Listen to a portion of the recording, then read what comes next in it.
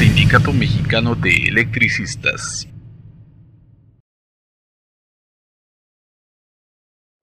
Bien, me acaba de comunicar el secretario general, nuestro compañero Martín Esparza Flores, que tenemos ya cita para la comisión negociadora del Sindicato Mexicano de Electricistas el día de mañana a las 11 de la mañana para continuar el tema de la reinserción laboral y colectiva de los trabajadores que no aceptamos las migajas de gobierno. Vamos a comenzar el foro sobre la reforma energética. Ya todos sabemos que el gobierno en turno tiene en su agenda la implantación de una serie de reformas estructurales que vienen despojando al pueblo de México de su patrimonio, de sus recursos naturales y de su soberanía. Estas reformas estructurales se han venido imponiendo desde el poder legislativo a espaldas del pueblo de México. Y una de ellas, que viene siendo como la joya de la corona de todo este proceso de gobiernos neoliberales, es la reforma energética. Tiene una gran trascendencia en tanto desmantela los principios fundamentales de nuestra constitución política que prefiguraban la posibilidad de un Estado-nación soberano.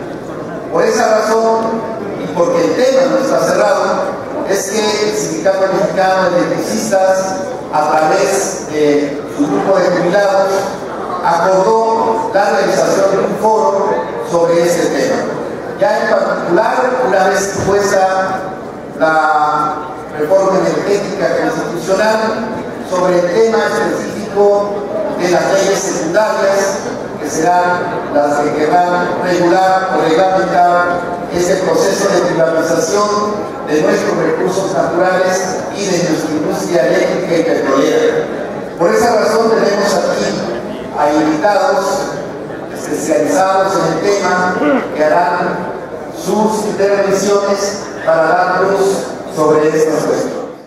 Agradezco muchísimo al Sindicato Mexicano de Electricistas por esta invitación a este foro, al ingeniero Paco Carrillo por su amable invitación. Efectivamente, soy ingeniero químico por la Universidad Autónoma de Zacatecas, no por el Politécnico, nada más es una corrección ahí en el currículum, y actualmente estoy de asesora de energía en el Senado de la República del Grupo Parlamentario del PRD. Es por ello que, aunado a los tiempos que se viven, vengo a platicarles sobre las iniciativas de las leyes secundarias. Ya sabemos la reforma constitucional que se llevó a cabo en diciembre con la reforma de los artículos 25, 27 y 28 constitucional, donde al sector eléctrico y al sector petrolero principalmente le pega durísimo. Es un retroceso prácticamente para lo que se ha vivido en estos últimos 76 años en la industria petrolera y casi 100 años de la industria eléctrica. Bueno, el 30 de abril llegó al Senado de la República la iniciativa que presentó el presidente Peña Nieto para reformar 21 leyes secundarias para darle cuerpo a la reforma constitucional que se había aprobado en diciembre. De estas 21 leyes que llegaron, 9 son nuevas leyes y 12 más se van a reformar. Tienen cambios increíbles. Tiene un planteamiento que verdaderamente regresamos no antes de 1938, sino al siglo XIX, con un retroceso tremendo. De estas leyes se separaron en 9 iniciativas. una iniciativa que es hidrocarburos, nada más lo que es petróleo y gas. Ahí, en esa iniciativa se propone la modificación de la ley de hidrocarburos, la ley de inversión extranjera, la ley minera, porque también en las minas tenemos gas, y la ley de asociaciones público-privadas. Esas 4 leyes vienen modificadas. La segunda iniciativa es sobre el tema eléctrico. Viene la ley de la industria eléctrica que se va a modificar y la ley de energía geotérmica. Es tremenda la ley de energía geotérmica porque ahí prácticamente ponen el nombre de concesiones, ya que el Alberto les va a dar eso. Después viene otro sector que es la Agencia Nacional de Seguridad Industrial. Esta es una agencia nueva que se va a crear, que se aprobó el 12 de diciembre, donde esta agencia va a regular todo lo que es el sector energético en materia de seguridad industrial, de permiso, de protección al medio ambiente, y se crea una ley nueva que se llama Ley de la Agencia Nacional de Seguridad Industrial y de Protección al Medio Ambiente del sector. Otra iniciativa, esta es muy importante también, es la iniciativa de empresas productivas del Estado. Pemex y la CFE hasta hoy eran empresas de organismos públicos descentralizados. La reforma planteó que ya no van a ser organismos públicos descentralizados, ahora van a ser empresas productivas del Estado. Una empresa pues puede asociarse, puede aliarse, puede entrar al mercado bursátil, tiene otras facultades de tipo empresarial. Al menos a Pemex se le quita el compromiso social. A la CFE todavía en la ley sí viene etiquetado que va a tener un compromiso social para abastecer o coadyuvar con la iniciativa privada para que tengamos electricidad de los mexicanos. Que ahí está el meollo, porque vamos a ver a qué precio. En esas empresas productivas del Estado se modifica la ley de petróleos mexicanos sustancialmente, se crea la ley de la Comisión Federal de Electricidad, se modifica la Ley Federal de Entidades Paraestatales, la Ley de Adquisiciones, Arrendamientos y Servicios del Sector Público. Otra iniciativa es Reguladores y Ley Orgánica de la Administración Pública Federal. Con esta reforma se crearon, desde el 2008 se crearon el Comité Nacional de Hidrocarburos y el Comité Nacional de Regulador de Energía Eléctrica, la Comisión Nacional de Reguladora de Energía, perdón, con la CENACE. Estos dos órganos reguladores ahora van a ser el todopoderoso.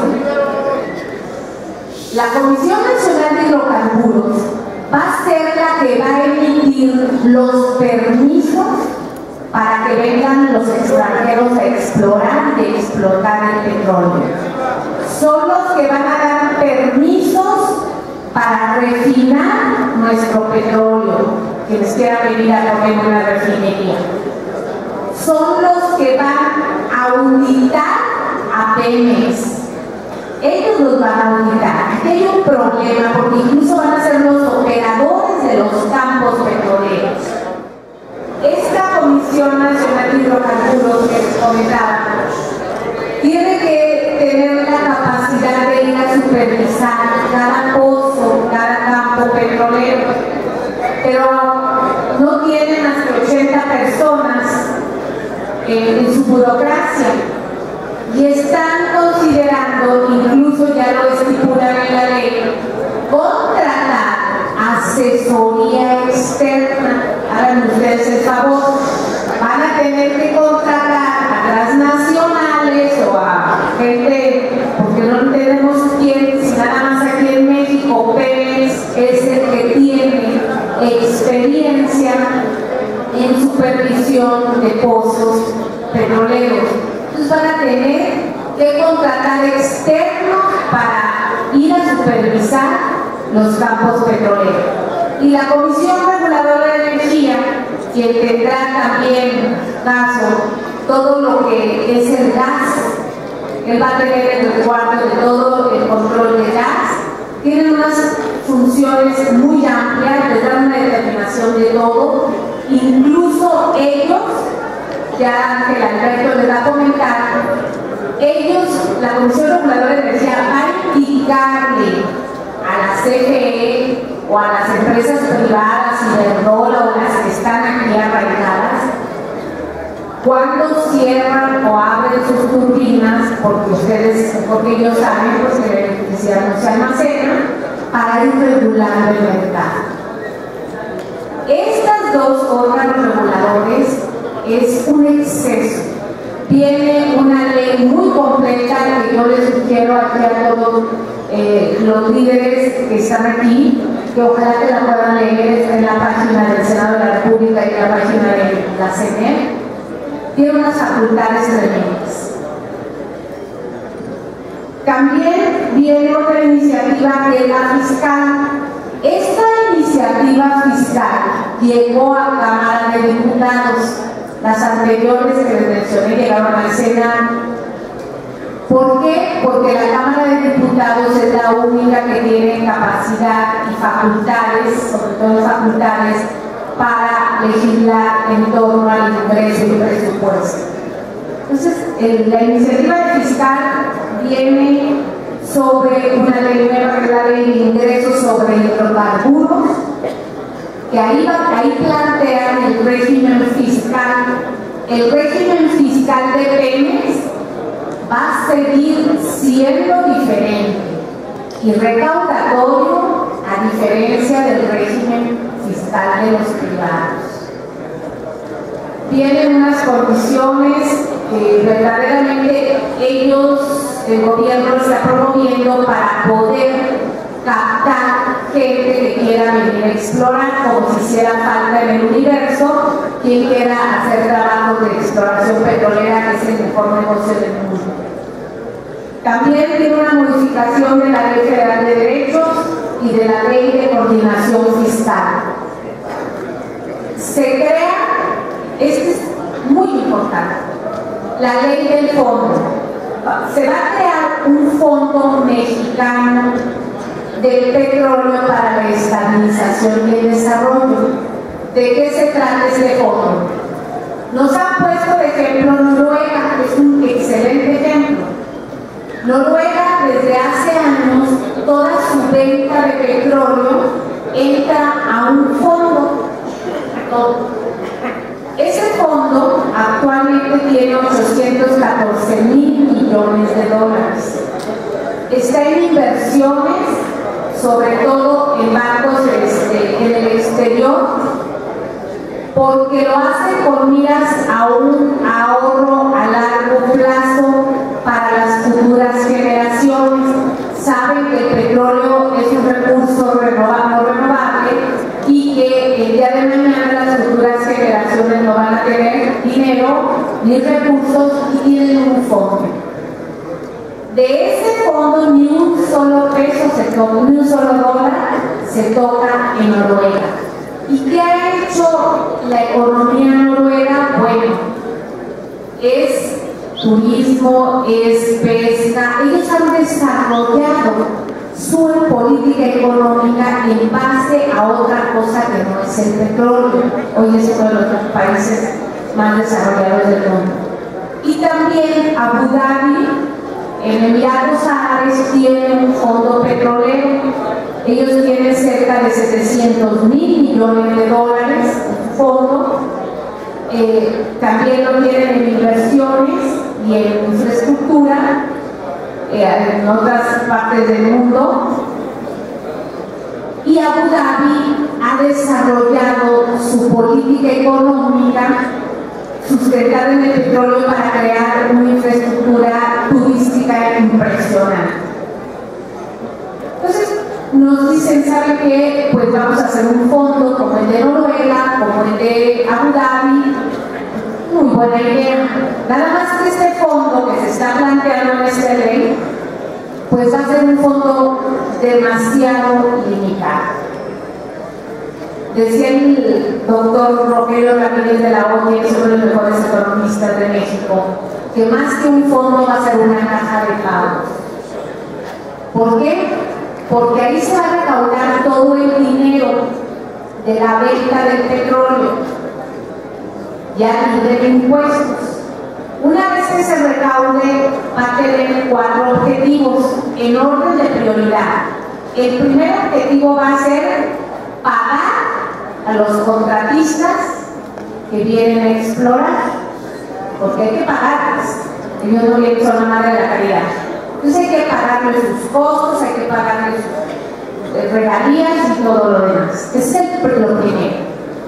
El segundo objetivo del fondo va a ser también hacer transferencias a fondos de estabilización que ya están aquí en el país, que son los que sustentan a la Secretaría de Hacienda, a entidades federales, gubernamentales, etc.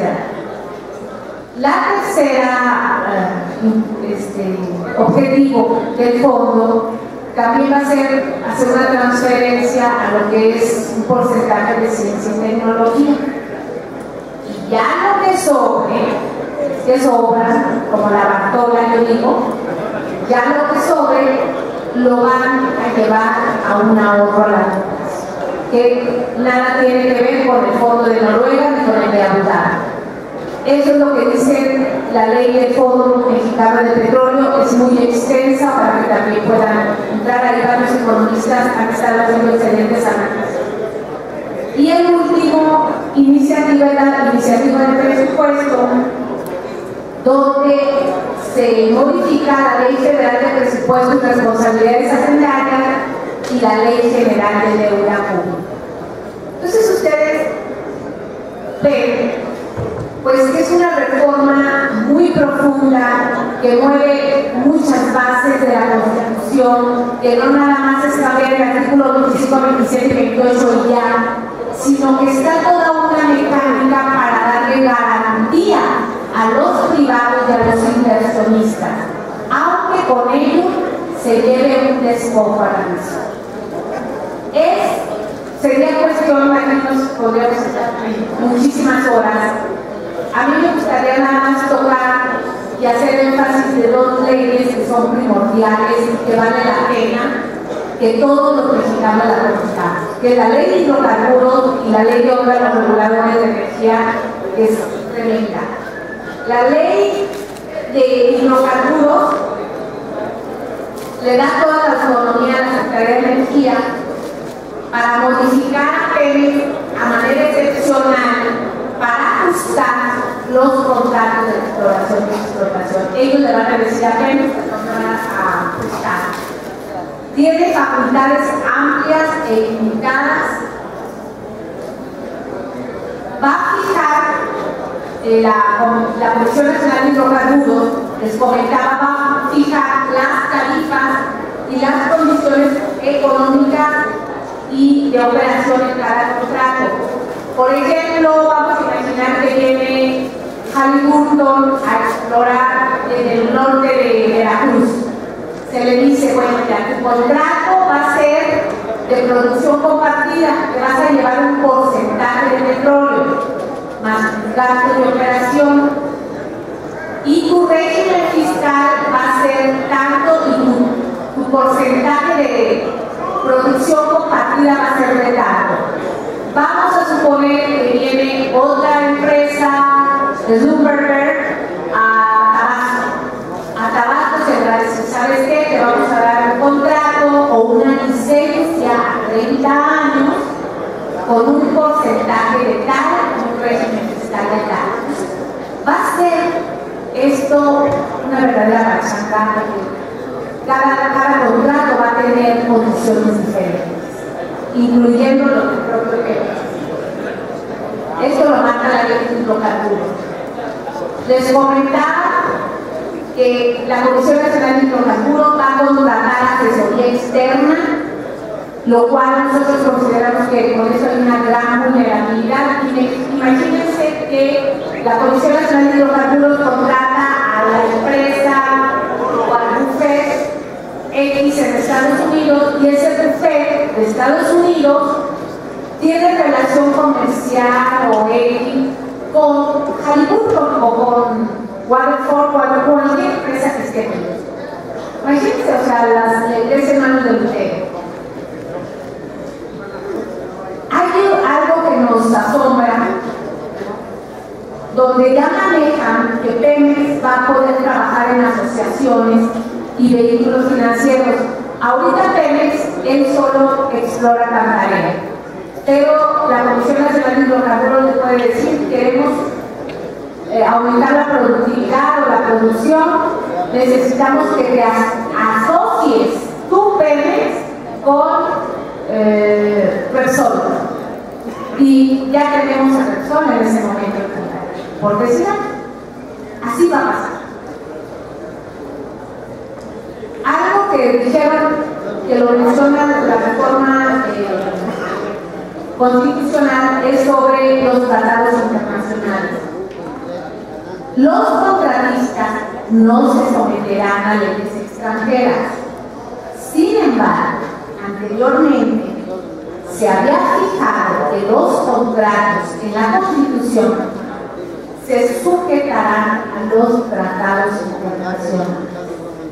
Y eso es lógico. Todas las compañías petroleras en el mundo se sujetan a tratados internacionales, y si aquí los queremos demandar, denunciar por algo, hay que ir a tribunales a París, a Nueva York, a Berlín, a donde sea. Y lo más increíble que también trata esta ley de hidrocarburos: el Estado va a contratar comercializadores del petróleo. Esto en Estados Unidos, en otras partes se llama broker. Se refiere a la posibilidad de privados, son personas morales, que comercialicen los hidrocarburos. Hay que regular este asunto, nos tenemos que meter a fondo, no hay que permitirlo, porque ustedes se imaginan, hoy en día quien comercia el petróleo, los hidrocarburos es PMI, Petróleo Internacional, a través de Hacienda, por la supervisión de la Secretaría de Hacienda. Es muy larga esta sección, 10 artículos, hablan de contenido nacional. Dicen que todos los contratistas que vengan deben de tener mínimo un porcentaje de 25% de contenido nacional. Sin embargo, en el 2010 se estipuló que el contenido nacional debe ser 65%. Actualmente Pemex, en sus trabajos de exploración, maneja alrededor del 38% de contenido nacional. Habla de un sentido, esto es gravísimo, esto es el retroceso de todo. Todo lo que les dije se ha quedado corto. Va a haber un carácter preferente. La electricidad y los hidrocarburos se consideran de prioridad para el orden público y nacional ante todo, por lo que cualquier terreno, territorio, área comercial, ejido, debe, por obligación, por ley, disponer para que su terreno, para que entren a explorar. Si yo no quiero, yo soy de mi territorio y no quiero que entren a mi territorio, pues la ley nos va a amparar, ese se llama carácter preferente. Y en el artículo 91 se crea la Constitución de Servidumbre, así es el nombre. nombre se refiere esta ley como utilidad pública y va a proceder a la constitución de servidumbre para la ocupación o afectación superficial o la expropiación de los terrenos necesarios para la realización de las actividades de la industria del hidrocarburos. Este es el carácter referente, lo marcan en diferentes leyes, pero el énfasis muy fuerte lo hacen aquí en la ley de hidrocarburos.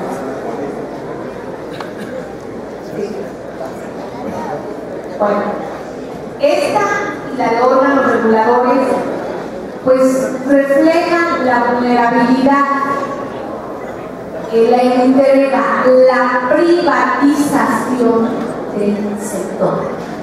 Efectivamente no están privatizando los tornillos y las tuercas de Pemex ni de la CFE, están privatizando el mercado, están privatizando los recursos naturales. Es verdaderamente alarmante lo que está planteando. Hay que hacer pues propuestas para cambiar esto. Es increíble que tengamos un retroceso como el que tenemos hoy, porque nos dicen que somos incapaces de libre mercado de lo que está diciendo hoy. Me voy a circunscribir a los efectos de esta propuesta de legislación secundaria en la industria eléctrica.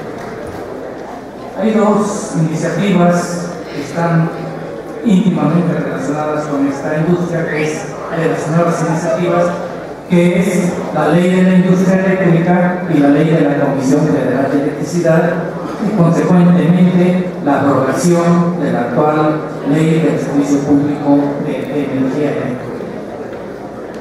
Las leyes secundarias, estas leyes secundarias, como ya se anunciaba en la reforma constitucional, desintegran nuestro sistema eléctrico nacional. Un sistema eléctrico construido con el esfuerzo de muchas generaciones y con los dineros de las finanzas públicas, un sistema probado, un sistema efectivo, un sistema integrado que aseguraba el servicio público de energía eléctrica y en donde las responsabilidades estaban bien definidas sobre la continuidad de este servicio. Ahora es sustituido por una estructura incierta, compuesta con varios actores, en donde no existe esa seguridad que ahora tenemos, porque cada uno es seguro, en el mejor de los casos, es responsable de la parte que atiende del sistema, pero con certeza no hay un responsable de todo el conjunto. Es un sistema complicadísimo. Está constituido por un mercado, principalmente por un mercado eléctrico mayorista, administrado por el Centro Nacional de Control de Energía, un nuevo organismo descentralizado que ya existe actualmente en la Comisión, pero que ahora se le da el carácter independiente de organismo descentralizado, en el que generadores de la industria eléctrica privados y la propia comisión ofrecerán la energía que producen, y en donde este mismo SENACE hará contratos con usuarios calificados y con comercializadores de la industria eléctrica.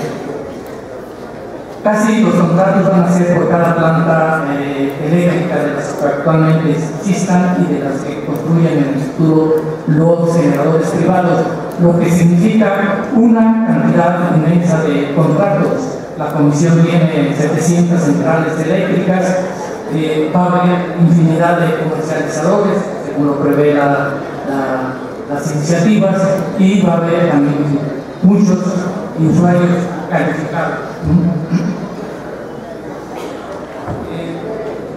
Esto de tener en la generación la participación importante de los privados anula la planificación en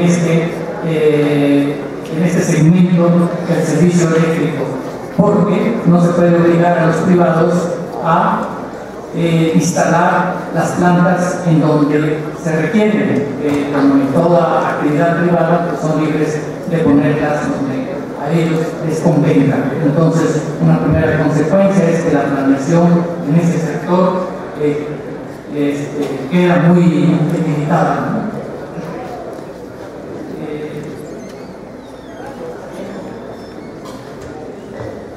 Dentro de este apoteosis de contratos y dentro de esta intrincada red de regulaciones para todos, para todo, considero importante destacar dos aspectos.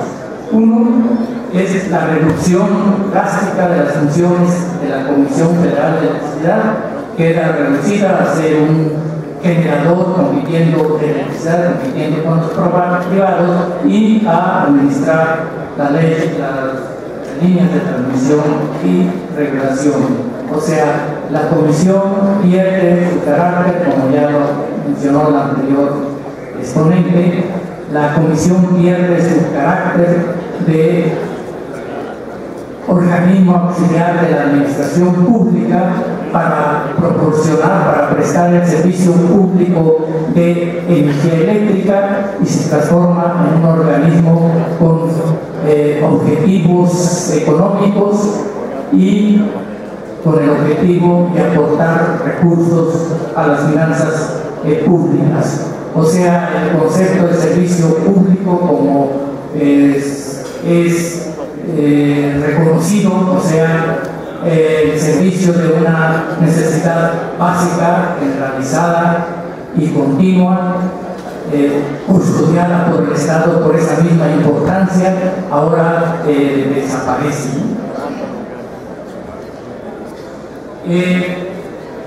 Dentro de estos aspectos de cambio en la Comisión Federal de Electricidad se manejan dos falacias que dicen que contienen las iniciativas. Una es que tiene independencia del Ejecutivo Federal.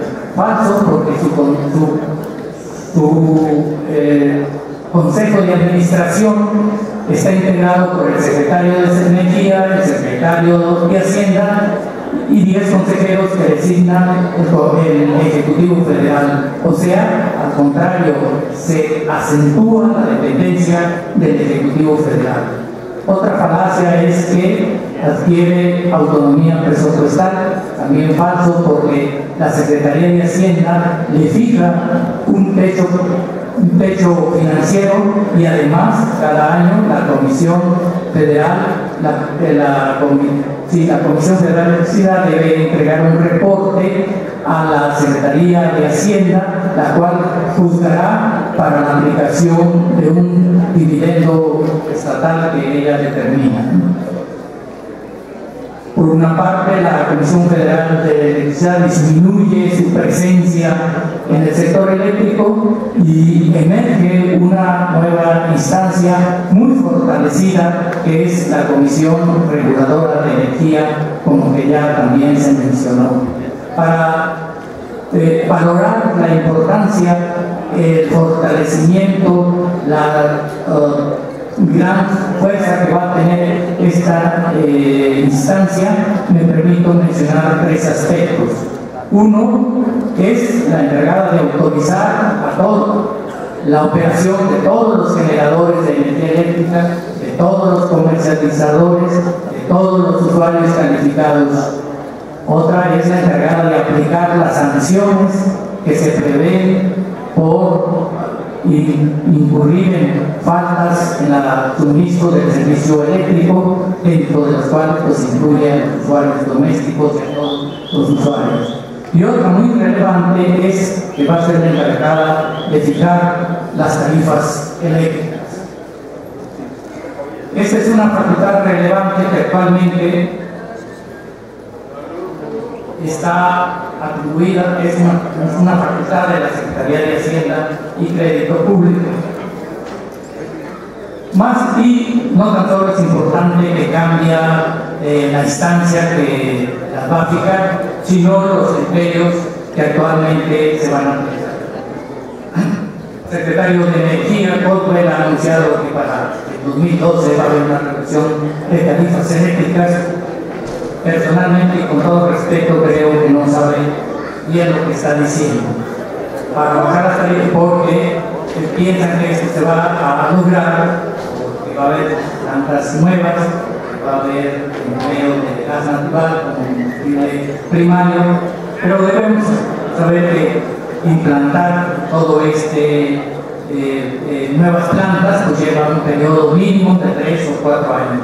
Implantar todo el cambio de estructura que se propone, de las nuevas regulaciones que serán necesarias, es un proceso que dura más de 2 o 3 años si llega a poner a cabo. Pero otros aspectos también importantes que van a afectar en este coste de la tarifa eléctrica es los criterios donde se van a establecer. El criterio que ahí se menciona es que las tarifas van a reflejar los costos en que se incurran, los costos eficientes en que se incurran para prestar este servicio público.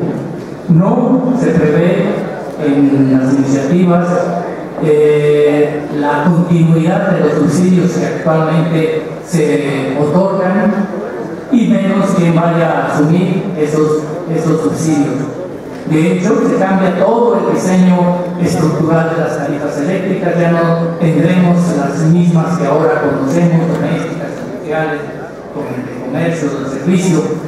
Eso no está ahí ya considerado en la iniciativa, será un nuevo diseño porque los precios de generación vendrán determinados por precios en un mercado de competitivo y las otras cargos que tendrá en los otros segmentos del proceso del servicio serán tarifas establecidas por la Comisión Reguladora de Energía. Por lo tanto, ya desde hoy el mismo gobierno declara que las tarifas de ciertos usuarios domésticos y agrícolas principalmente no reflejan los costos en que se incurren, porque la población no tiene la solvencia para poder sufragar esos gastos. De manera que si se aplican estos criterios de costo, entonces se esperaría un incremento en estas tarifas. Otro aspecto importante es que se borra la publicidad de las tarifas eléctricas, para conocer las tarifas eléctricas. Actualmente, la Ley del Servicio Público, en su artículo 32, establece la obligación de que esas tarifas deben ser publicadas en el Diario Oficial de la Federación para que pueda proceder su aplicación. Esta obligación desaparece, ya no la tiene ninguna de las instancias que van a participar en este mercado eléctrico. Solo se dice que la Comisión Reguladora de Energía Eléctrica, mediante una circular general, dará a conocer las tarifas. De manera que estaremos en una gran opacidad para el conocimiento de estas tarifas. Otro aspecto que mencionaré muy sucintamente sobre esto que implican estas nueva legislación secundaria es que implica una embestida fuerte para privatizar las condiciones de trabajo de los trabajadores electricistas. Ya se mencionó que va a haber infinidad de organismos, de empresas. ¿Con qué tipo de contratación se va a utilizar esta mano de obra? ¿Quién los va a representar? Todo eso pues queda expuesto a la discrecionalidad del gobierno y se abre una ancha puerta para la utilización del outsourcing o este tipo de empresas, ¿no? Al reducirse las funciones de la Comisión Federal de Electricidad, habrá un gran excedente de personal y no se prevé cómo se va a reubicar este personal. Otro riesgo que ya se mencionó es para las comunidades ejidales y para los núcleos ejidales y comunales, porque están expuestos a que por causa de utilidad pública para infraestructura de la industria eléctrica se puedan expropiar sus terrenos a pesar de que sus poseedores de derechos se opongan a lo mismo. Es muy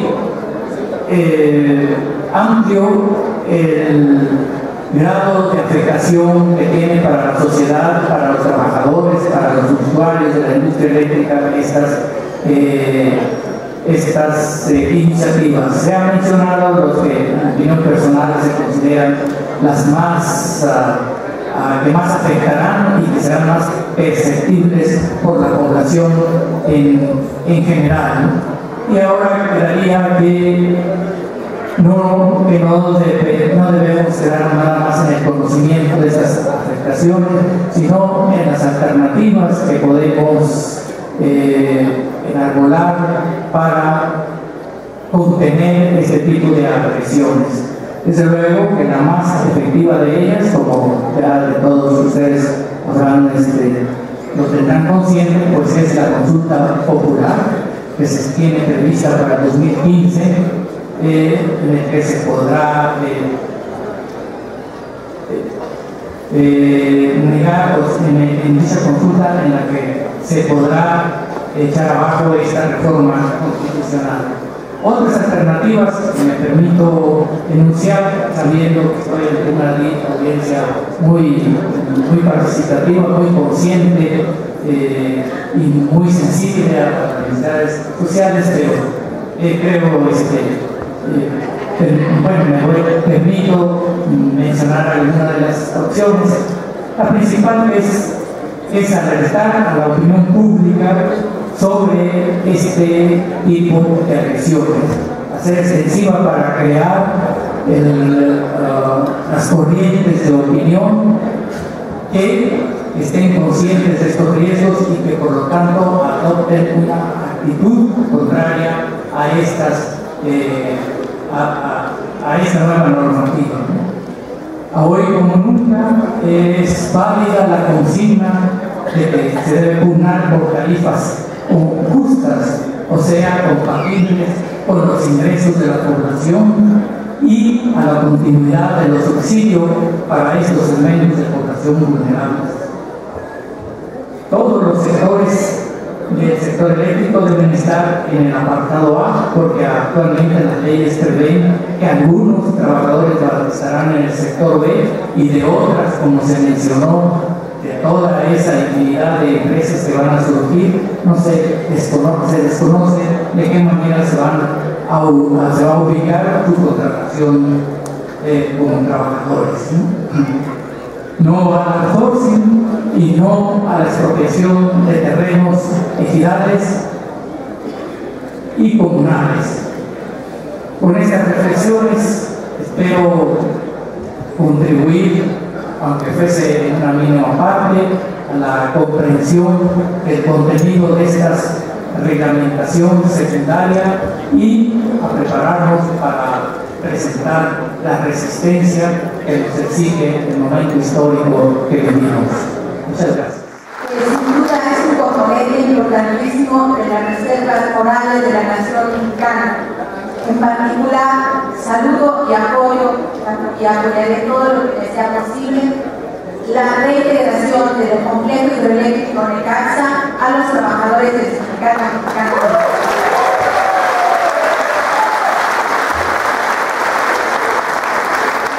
Bueno, la reflexión que quiero compartir con ustedes es a partir de una pregunta fundamental. Después del proceso ilegítimo del legislativo, mediante el cual abrogó prácticamente el artículo 27 constitucional, ha desaparecido la propiedad originaria de la nación mexicana sobre los recursos naturales de la cadena productiva del petróleo y de la electricidad. Afirmo categóricamente que no, que la propiedad de la nación subsiste y que nuestro problema consiste en cómo revertir este proceso del cual los colegas que me han antecedido explicaron suficientemente los detalles. Quiero partir de lo que dijo Peña Nieto hace unos días cuando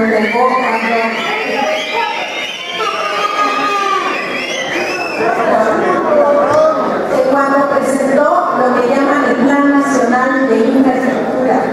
Dijo: tendremos pozos petroleros en aguas profundas, instalaciones para explotar el gas shale, modernas hidroeléctricas y plantas de ciclo combinado, extensos gasoductos. Habremos también de tener, dice, en el sureste 189 proyectos turísticos, energéticos, agropecuarios. Fortaleceremos la conectividad. Se prevén 3 millones de pesos de inversión en energía, etc. Se recuperarán los campos petroleros en Cuba, Lozán y Cantarell, etcétera, etcétera. Respecto a la generación de electricidad, dice, se impulsarán todas las modalidades de uso de fuentes de energía primaria y se construirán además muchas presas. La pregunta que por supuesto todos nos hacemos es: ¿a costa de qué y para quién? ¿A quién va a beneficiar todo esto? Independientemente de la discusión que desde luego estamos haciendo acerca de si se necesitan en realidad más plantas o regresar a la nación la propiedad del sistema eléctrico, todos sabemos lo que está ocurriendo con las nuevas plantas y las presas que se están construyendo en Morelos, en Puebla, en el Saltillo, con todo este proyecto, además del corredor hidroeléctrico mesoamericano que abarca tanto el sur de México como toda Centroamérica, con el cual se están construyendo, pretenden construir 247 hidroeléctricas, desde luego a costa de quitar la tierra y el agua a los pueblos mayas, tanto de México como de toda Centroamérica. Entonces quisiera organizar las objeciones a este proyecto que ignora en absoluto no solamente los derechos, sino la misma existencia física de los seres humanos y desde luego pretende desmantelar el entorno natural de nuestro país y de toda Centroamérica. La objeción 1 que me parece que tenemos que levantar es el principio ad nominem. El derecho a la vida, que es arrebatado cuando se quita a una comunidad, a un pueblo, el agua, ese derecho ad nominem a la vida está por encima de cualquier otro derecho. Dicen los juristas, es anterior a cualquier código de derecho escrito por la humanidad. Está por encima de cualquier otra consideración. E incluso ha sido reconocido en la última reforma al artículo 1 de la Constitución mexicana. La objeción 2. El sistema eléctrico y la industria petrolera representan una gran acumulación de trabajo humano, intelectual y físico y de recursos financieros públicos también.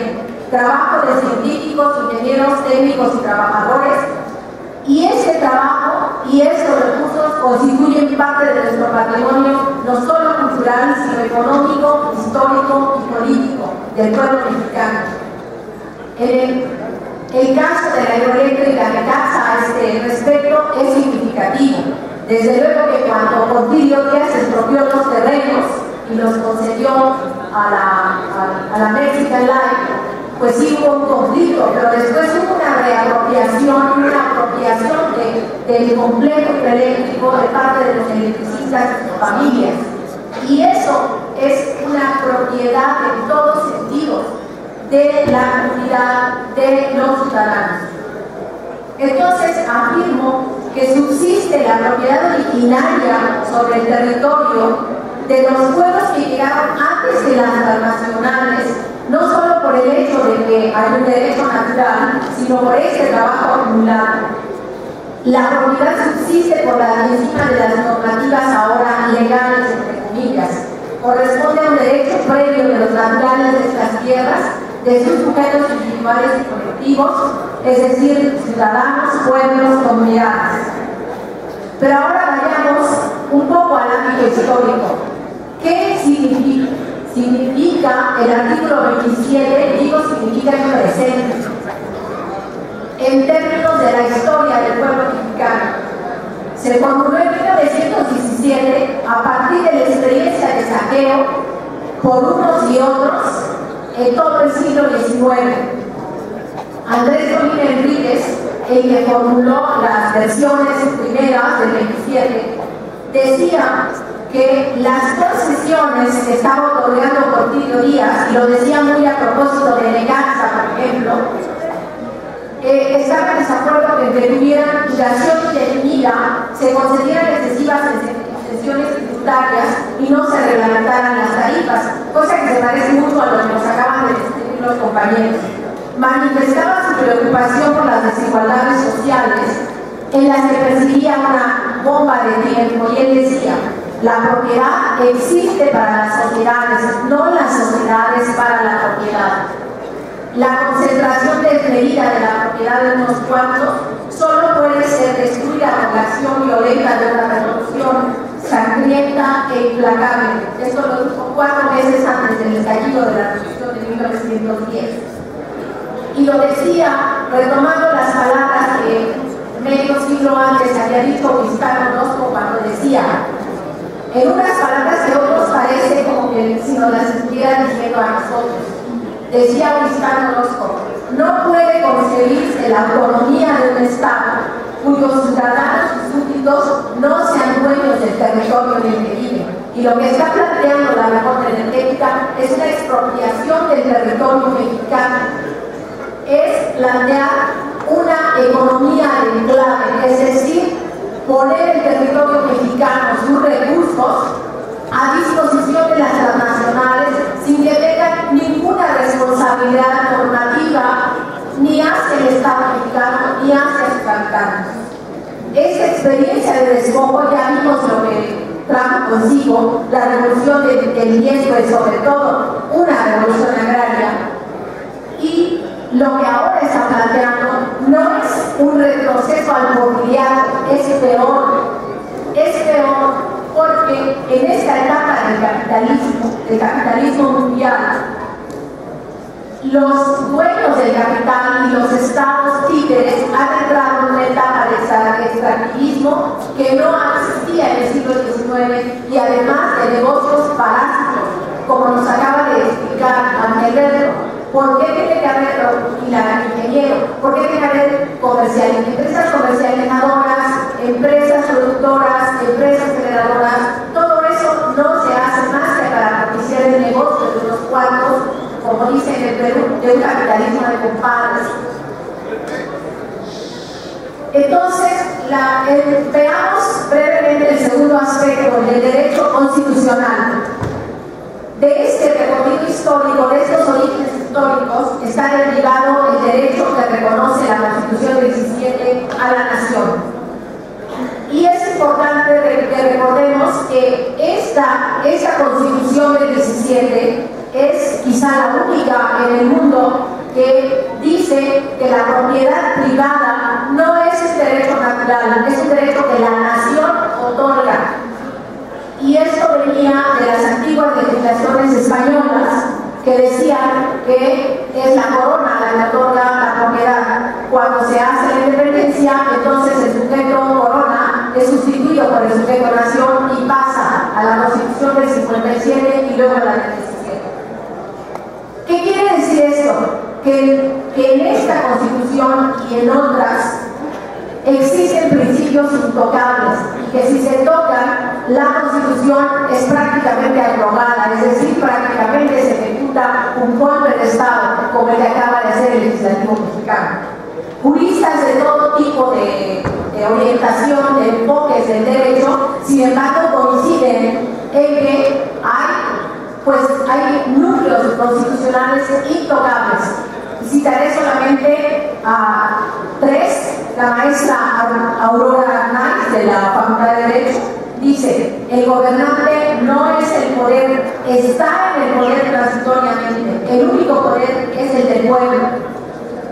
Y dice ella: la Constitución es un pacto social, no es un pacto entre particulares, no abarca un número limitado de individuos, abarca a todos los individuos nacionales. Y dice: lo único que tendríamos que hacer en la Constitución Constitución es, como en otras de otros países, decide explícitamente qué es lo intocable y pone el ejemplo de la Constitución española. La Constitución española dice en el artículo 168 que cuando se propusiera la revisión total del título 1 y de otros, entonces, aunque las cámaras lo hubiesen aprobado, después se tiene que someter a un referendo popular. Cuestión que me parece que independientemente de que no esté en la Constitución, la sociedad mexicana, los ciudadanos, podríamos promoverlo. Ya hicimos una especie de referendo popular cuando logramos, con la acción ciudadana de los habitantes del DF, que se modificara el artículo 122 de la Constitución y pudiéramos elegir al jefe de gobierno. Eso fue un referendo ciudadano y logramos modificar la Constitución.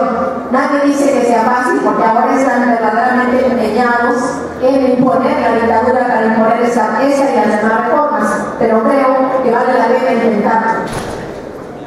Y entonces creo que, bueno, decía que hay otros juristas.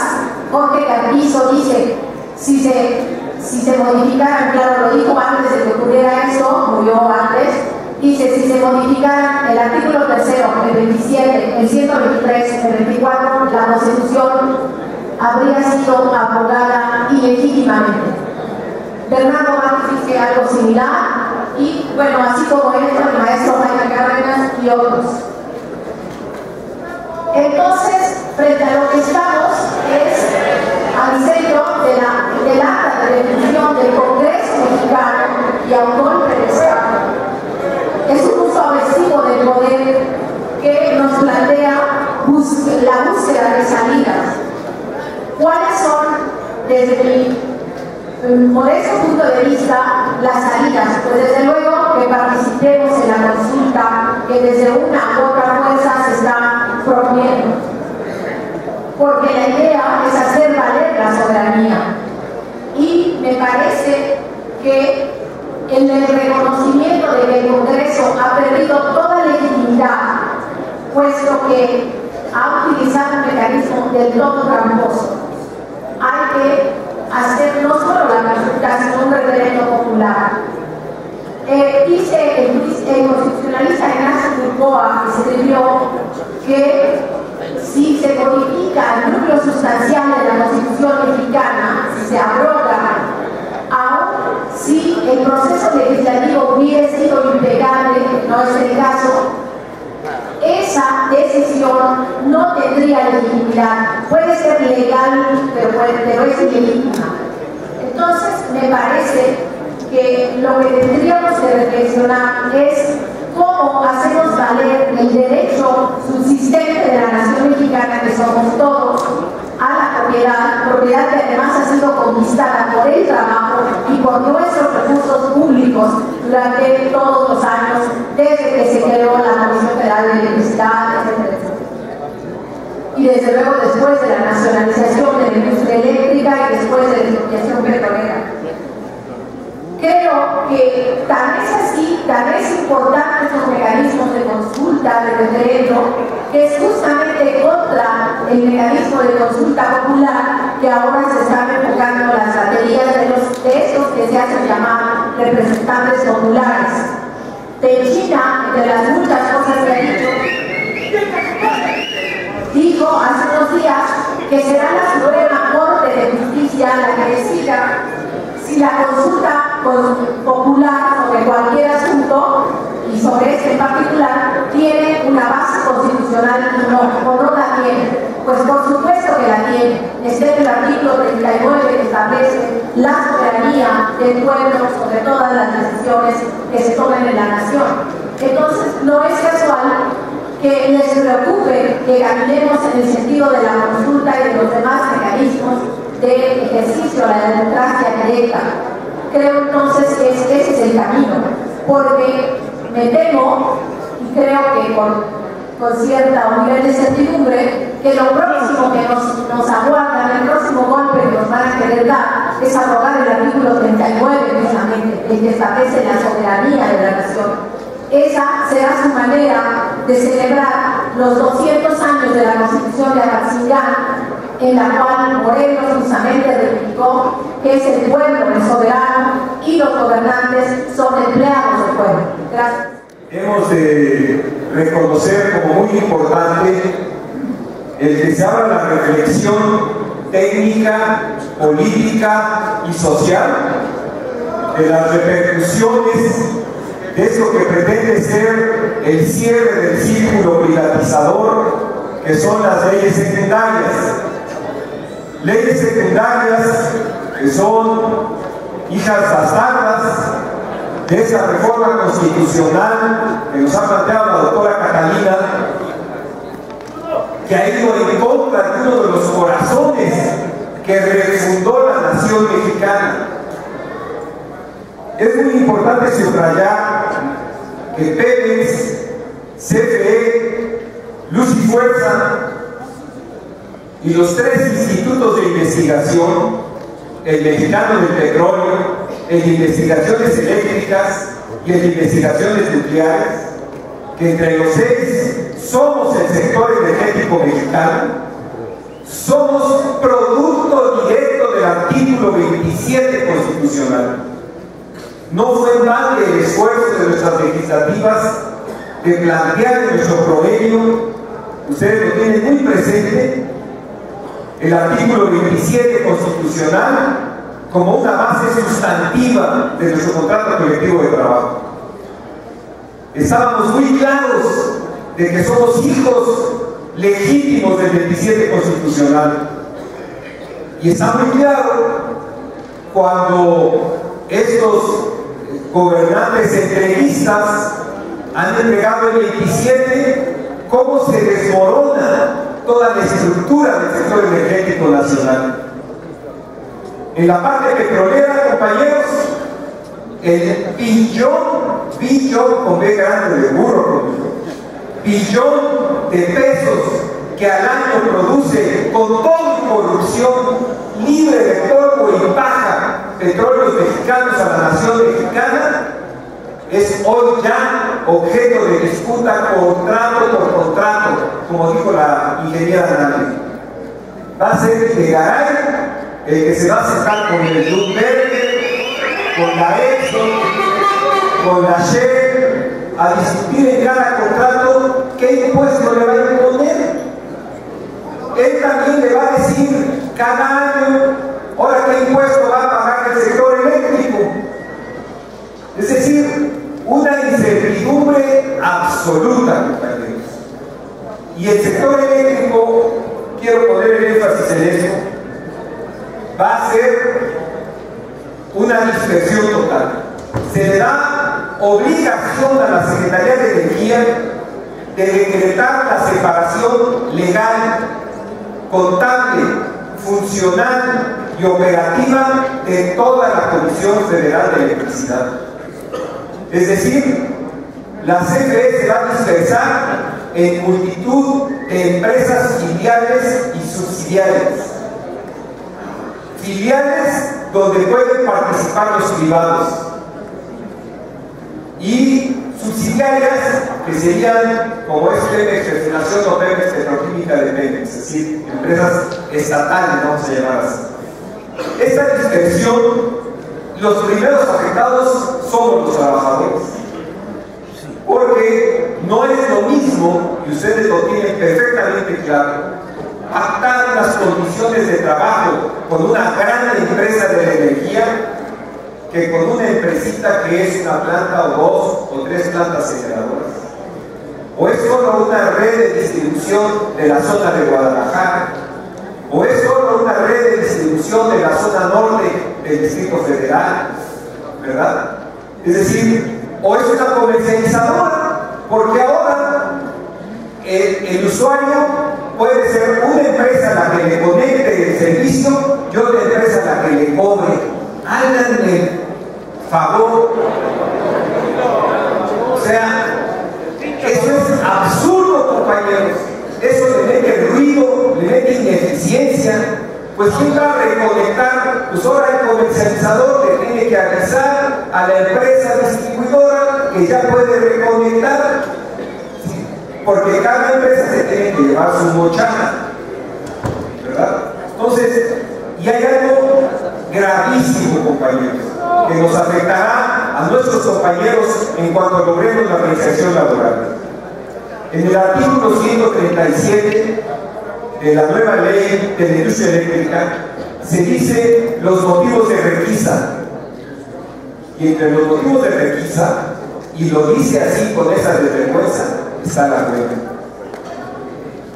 Es decir, hasta el día de hoy todos sabíamos que ir a un movimiento de huelga nos exponía a la posibilidad de la requisa, pero formalmente hemos tenido todavía hasta hoy el derecho de huelga.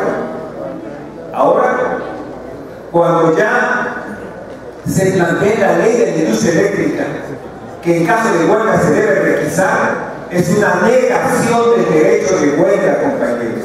Y por lo tanto, el puro emplazamiento a huelga puede ser motivo de delito en contra de quienes presenten el emplazamiento, porque ya está tipificado en la ley que la huelga no procede en la industria eléctrica. Este tipo de retrocesos, compañeros, son gravísimos, gravísimos, de naturaleza profunda contra la nación mexicana.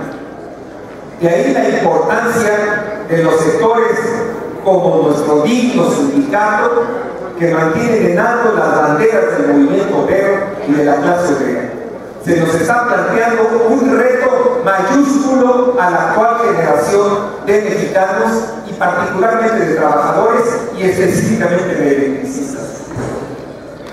Nos quieren obligar a empezar de cero, compañeros, como si estuviéramos reuniendo otra vez a nuestros fundadores allá en las subestaciones clandestinamente en los años de 1910 o 1908 o 1911. A esos años nos están regresando. Porque si, como dice Gilberto, con la nueva ley laboral, con las nuevas empresas, empresitas y empresotas, van a empezar a usar el outsourcing, ¿verdad? ¿Cuál va a ser el futuro del sindicalismo electricista? Lo que es increíble es que Víctor Fuentes del Villar esté ocultando, compañeros, ocultando esta información a sus representados. Y yo creo que nosotros tenemos la obligación, lo quiero dejar aquí en la mesa, de hacerle llegar esta información a los trabajadores de CFE en aquellas secciones donde tengamos posibilidades de hacerlo. Y a los trabajadores petroleros también, porque todos ellos han padecido décadas de charrismo, represión, corrupción, amenazas, conformismo, también hay que decirlo así.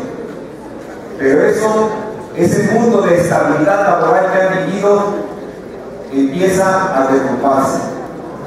De allí pues que este periodo de 2 años, que se plantea para la implantación del nuevo modelo privado energético mexicano, son 2 años de intensa actividad de todos aquellos que nos preciemos mexicanos, patriotas y además conscientes de los intereses de clase, de los intereses de trabajadores. Porque camaradas, todos los trabajadores del área de planeación de CFE van a pasar al apartado B. Todos los trabajadores del SENACE van a pasar al apartado B. ¿Con qué objetivo se hace?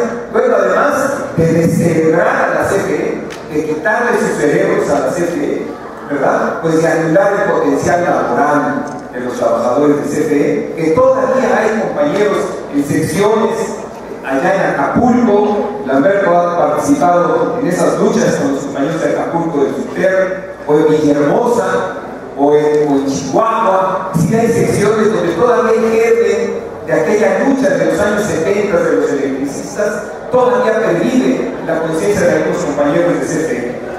Habrá que acudir a ellos. O sea, esa tarea tenemos, compañeros, esa tarea tenemos, y luchar porque, como sea este marco tan terrible, logremos la reinserción laboral y logremos, como sea, apoyar a nuestros compañeros en resistencia para ir reconstruyendo una relación laboral y una construcción sindical como la que aspiramos y como de la que somos herederos. Entonces, valga esta reflexión que hemos hecho el día de hoy para que profundicemos la conciencia de nuestras tareas y responsabilidades. Gracias. El pasado 17 de mayo, el sábado pasado, realizamos una gran demostración de fuerzas en la localidad de Necaxa, Puebla, con la toma del campamento de Santo Chico de la planta hidroeléctrica de Necaxa. Ustedes estuvieron allí, yo los felicito, compañeros, porque fue un acto de mucha contundencia, demostración de que el Sindicato Mexicano de Electricistas está más vivo que nunca y vamos por la organización laboral de los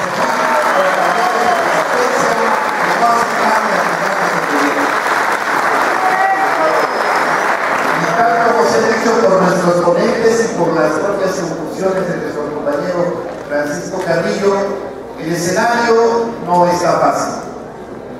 El escenario es de querer imponer a espaldas del pueblo una legislación, como ya mencionó la doctora, es ilegítima de raíz. Es el desmantelamiento de los principios que le dan la Constitución a nuestra nación. Y es por eso que nosotros todo el tiempo hemos luchado. El propio golpe, el decreto de extinción, era la base que anticipaba el golpe, no a los sindicatos, sino a una industria y al país. Y nosotros nos hemos mantenido en la raya, defendiendo a la industria eléctrica nacionalizada y vamos por la renacionalización de la industria eléctrica.